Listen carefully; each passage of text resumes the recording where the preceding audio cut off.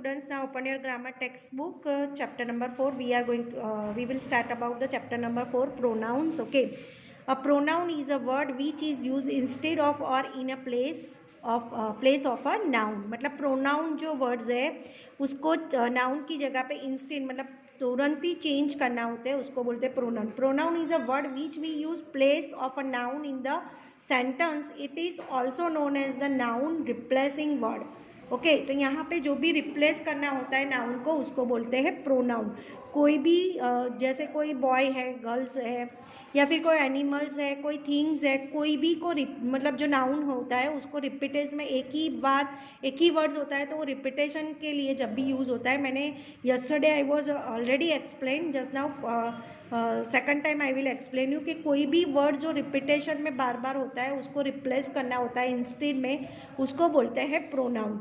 जैसे for example मैं दे रही हूँ, Saurabh has not come because Saurabh is ill. मतलब सौरभ बीमार है इसीलिए वो स्कूल नहीं आ रहा है.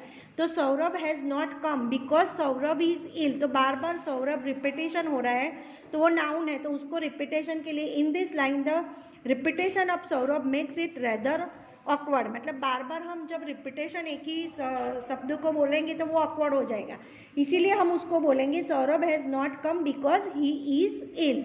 मतलब सौरभ की जगह पे हम ही का यूज़ करेंगे. तो मतलब सौरभ है या फिर कोई राज है, Raj has not come because Raj is ill. मतलब कोई भी बॉय है या फिर गर्ल है, Smita is not come because Smita is ill. तो मतलब गर्ल्स की जगह पे शी आएगा, बॉय की जगह पे ही आएगा, तो ये रिप्लेस करना होता है, उसको बोलते हैं this difference is due to the use of pronoun. Okay तो यहाँ पे एग्जाम्पल्स भी दिए गए हैं. Rita did not come as she was unwell. The books are there, left them. Umesh failed because he was careless. This is Raju, he likes football.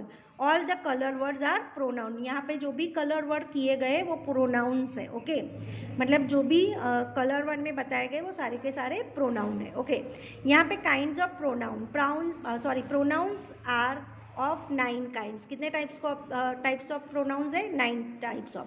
First है personal pronoun, second है interrogative pronoun, third है demonstrative pronoun, fourth है possessive pronouns, fifth है indefinite pronouns, six है reflexive pronouns, seventh है emphatic pronouns, eight है distributive pronouns and ninth है relative pronouns. मतलब बहुत सारे 9 टाइप्स ऑफ के प्रोनाउंस होते हैं. First of all I will explain the personal pronouns. Okay a pronoun which stand for a person or thing is called personal pronoun. There are 3 persons: first person, second person and third person. Okay, the first person is person speaking, the second person is the person spoken to, and the third person is person or things spoken out. The various forms of the personal pronouns are: the first person, the pronoun which is used to person, animal, thing or a bird is called the personal pronoun. यहाँ पे personal pronoun में जो first person क्या आता है, जिसमें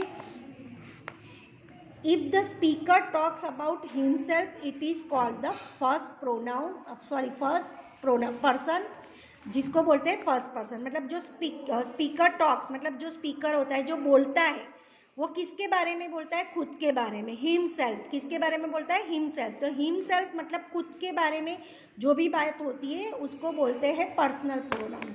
okay बाद में आता है सेकंड पर्सन, मतलब वो फर्स्ट पर्सन आ जाता है. फिर सेकंड पर्सन प्रोनाउन आएगा when a speaker speak to a person in a front of him, then it is called the second person pronoun. मतलब जो स्पीकर होता है, जो बोलता है, वो सामने, मतलब जो पर्सन होता है वो फ्रंट ऑफ द हिम, मतलब उसके सामने खड़ा होता है. तो जब भी वो कोई सामने खड़ा होता है उसके बारे में बात कर रहे होते हो तो वो सेकंड पर्सन प्रोनाउन आता है. कौन सा आता है? Second person. And third person pronoun में क्या आता है? It is the speaker talks about the person standing beside him और अ थर्ड पर्सन. मतलब जो भी आपके बाजू में खड़ा होता है, बिसाइड मतलब बाजू में, जो बाजू में खड़ा होता है, जब हम उसके बारे में बात कर रहे होते हैं it is called the third person pronoun. बाजू में मतलब he, she, it, they. And second person में जो आएगा सामने मतलब यू, क्या आएगा? You, your, yours. तो वो सामने खड़ा होता है. और जब भी फर्स्ट पर्सन में आएगा तो क्या आएगा? आई और वी. सिंगुलर में आई होता है, आई, मी, माई, माइन. प्लूरल में होता है वी, अस, अवर, अवर्स. यहाँ पे इसका चार्ट भी बताया गया है, जैसे फर्स्ट पर्सन में सिंगुलर प्लूरल में I me mine, you yours, plural में आएगा वी अस अवर्स, प्लूरल में यहाँ पे आएगा यू योर सी, थर्ड पर्सन में सिंगुलर में आएगा he him his, she her it its, they them theirs, मतलब सिंगुलर प्लूरल दोनों के यहाँ पे बताया गया है। यहाँ पे सब्जेक्ट है, ऑब्जेक्ट है, पोजेसिव प्रोनाउन है। Mine, your, ours, yours, his, her, its ने देयर्स, वो सारे पोजेसिव प्रोनाउन में आएंगे, मतलब पोजेसिव फॉर्म में है तो वो पोजेसिव प्रोनाउन में आएंगे। यहाँ पे चार्ट में बताया गया है रिफ्लेक्सिव और इम्फेसिंग फॉर्म, मतलब यहाँ पे रिफ्लेक्सिव प्रोनाउन में क्या आएगा उसको बोलते हैं या रिफ्लेक्सिव या एम्फेसिंग फॉर्म। यहाँ पे फर्स्ट है my self, our self, use for both masculine and feminine, मतलब फेमिनाइन में भी यूज़ होता है, मस्कुलिन में भी यूज़ होता है, दोनों। My self and our self, your self, ये भी दोनों में यूज़ होता है। फिर हिम सेल्फ मस्कुलिन में आता है, हर सेल्फ फेमिनिन में आता है, इट्स सेल्फ न्यूटर में आता है, देम सेल्फ ऑल जेंडर में आता है, मतलब देम सेल्फ किसी के बारे में बात करनी है तो वो कोई भी कॉमन जेंडर में आता है, न्यूटर में, फेमिनिन, मस्कुलिन, चारों जेंडर में यूज होता है देम सेल्फ, ओके, तो वो ऑल जेंडर में आता है। The noun for which a person stand is called the antecedents, a pronoun must be agree with a antecedent in the number of gender etcetera. तो यहाँ पे सारी चीज़ें मैंने एक्सप्लेन कर दी है।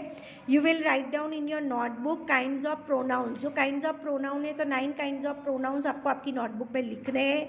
यहाँ का जो चार्ट बनाया गया है वो चार्ट भी आपको नोटबुक में बनाना है। Person, use as subject, use as object, possessive form, reflexive और एम्फेसिंग फॉर्म, ये चार्ट पूरा you will write down in your notebook. Tomorrow I will explain the interrogative pronoun, demonstrative pronoun and possessive pronoun. Okay students, thank you.